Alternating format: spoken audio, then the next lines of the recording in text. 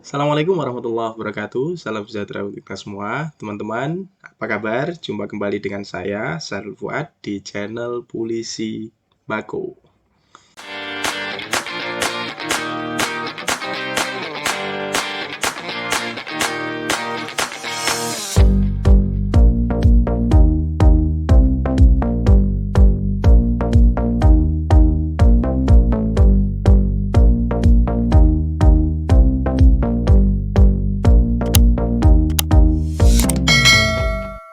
Teman-teman, alhamdulillah senang sekali bisa kembali nongol di sini, bisa kembali sharing dengan kalian setelah beberapa bulan kemarin menghilang karena memang ada beberapa hal yang harus saya selesaikan.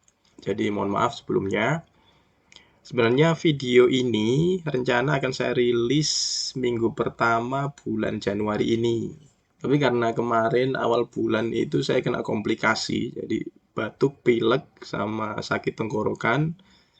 Jadi suara ini kemarin sempat hilang sampai seminggu lebih nggak normal juga. Dan alhamdulillah sekarang udah mending lah. Sehingga ya mohon maaf, video ini baru bisa rilis sekarang. Saya harap teman-teman dalam keadaan sehat, meskipun cuaca akhir-akhir ini sedang tidak bersahabat. Tetap jaga kondisi, makan teratur, istirahat yang cukup, dan tetap semangat untuk belajar, untuk tetap berproses, menjadi pribadi yang lebih baik, menjadi pribadi yang bisa bermanfaat bagi lingkungan sekitar. Oke teman-teman, di video kali ini saya akan spill beberapa produk yang produk ini bisa kalian pertimbangkan untuk bisa menjadi produk ekspor pertama kalian. Kenapa? Karena produk ini sangat mudah untuk diekspor. Saya mengatakan mudah karena setidaknya memenuhi 4 kriteria ini. Jadi pertama, barang yang akan saya jelaskan ini, yang akan saya sebutkan ini adalah barang yang bebas diekspor. Jadi teman-teman nggak perlu bingung untuk mengurus izin ekspornya karena barang-barang ini nanti itu bebas untuk diekspor tanpa harus izin ke instansi pemerintah. Kedua, barang ini umumnya relatif mudah, relatif bebas untuk masuk ke negara tujuan. Jadi, barang yang bebas diekspor, bebas untuk dikeluarkan dari Indonesia, ini belum tentu bebas pula untuk masuk ke negara tujuan. Belum tentu. Karena setiap negara pasti punya kebijakan masing-masing untuk melindungi warganya, untuk melindungi perekonomiannya, dan untuk kepentingan nasional negara masing-masing. Sebagai contoh gini, setiap negara pasti akan sangat membatasi, akan sangat selektif terhadap produk-produk ekspor yang bisa dikonsumsi, yang bisa berdampak langsung kepada masyarakat, yang dikonsumsi atau yang digunakan, seperti makanan atau kosmetik. Kenapa? Karena makanan itu nanti akan dikonsumsi dan berdampak langsung kepada masyarakat. Nah, karena itu setiap negara umumnya akan melakukan sertifikasi. Jadi tidak semua barang boleh masuk ke negaranya. Sebagai contoh di Indonesia, setiap produk makanan yang masuk ke Indonesia harus memiliki izin edar dari Badan POM. Itu adalah kebijakan pemerintah dalam rangka melindungi warganya. Jangan sampai produk-produk makanan yang berbahaya, yang nggak jelas bahan bakunya, pengolahannya, dan segala macam bisa masuk ke Indonesia. Nantinya akan membahayakan bagi kita, warga Indonesia. Nah, begitu pula di negara lain. Makanan, kalau kita mau ekspor makanan, biasanya negara tujuan itu mengharuskan sertifikasi pangan internasional atau biasa disebut sertifikat HACCP untuk produk makanan. Sertifikat HACCP ini adalah sertifikat kesehatan keamanan pangan yang berlaku internasional.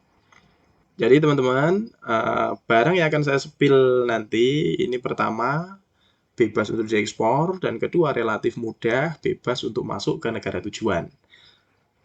Kemudian yang ketiga adalah mudah didapatkan.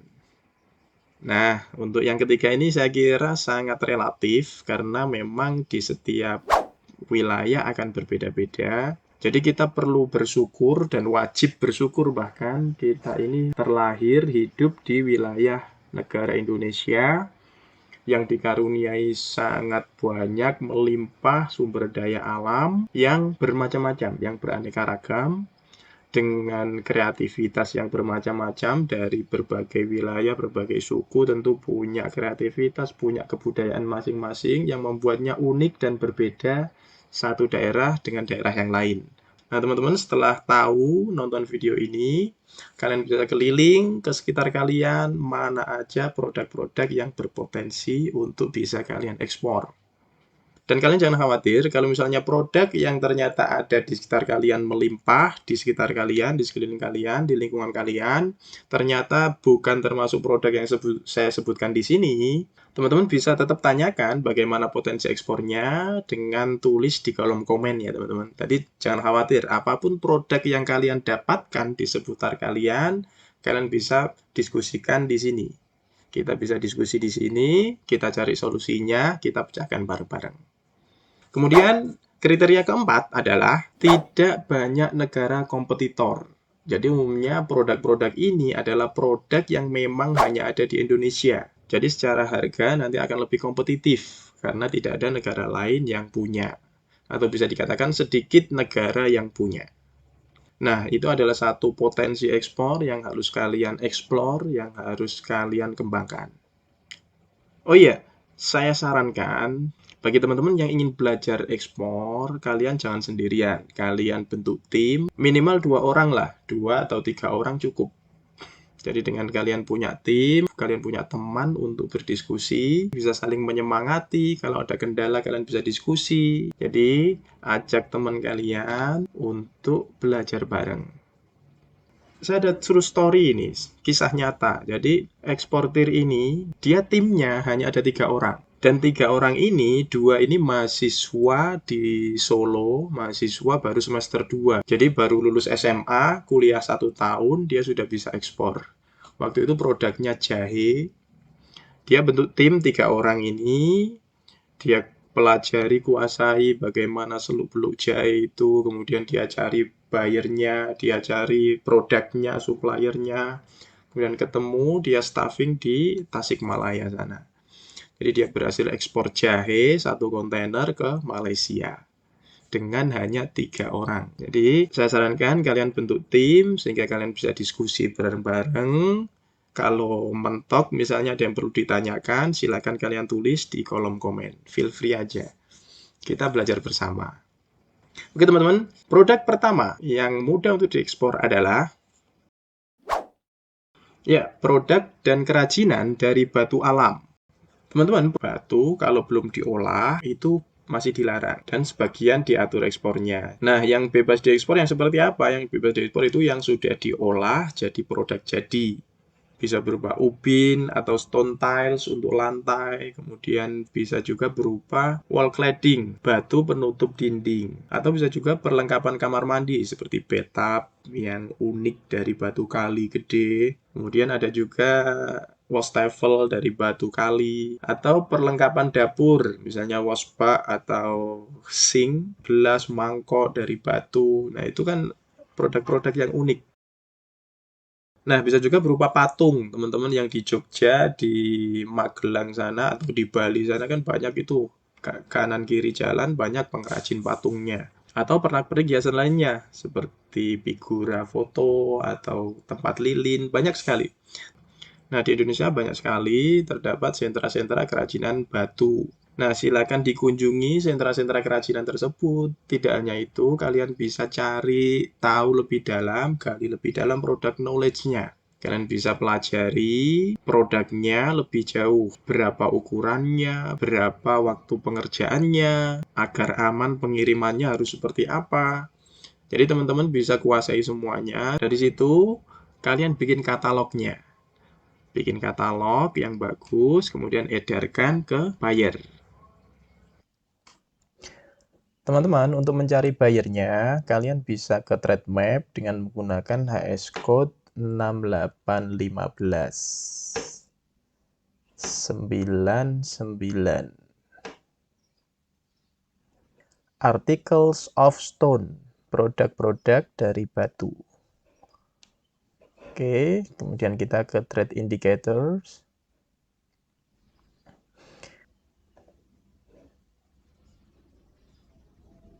Nah, produk dari batu ini sangat unik dan memiliki nilai estetika yang sangat tinggi, sehingga banyak diminati di negara-negara Eropa dan Amerika. Jadi kita akan coba cari buyer, kita cek buyer di Amerika.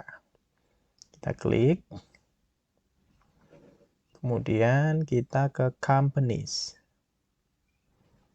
Nah, ini adalah daftar produk-produk batu yang pernah diekspor ke USA. Jadi kita tinggal sesuaikan mana produk-produk yang kita punya. Kita cari aja salah satunya stone product ini ya teman-teman. Kita klik aja. Nah, inilah perusahaan pengimpor produk dari batu. Nah, untuk memastikan, untuk melihat profil perusahaan ini, teman-teman bisa lihat di websitenya. Kita coba salah satu. Nah, terus kita lihat produk-produk mereka apa yang ditawarkan.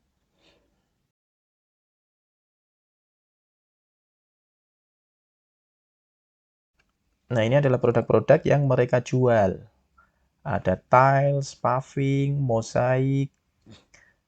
Jadi teman-teman tinggal sesuaikan, teman-teman tinggal cari, sesuaikan dengan produk yang kalian punya. Nah, silakan dicari teman-teman.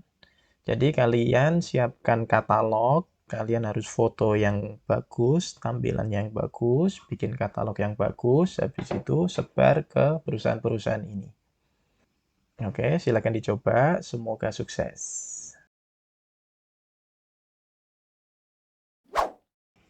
Nah, produk kedua adalah produk anyaman atau produk semacam itu yang berasal dari bahan baku yang nabati seperti rotan, bambu, eceng gondok, mendong, atau bahan-bahan nabati lainnya.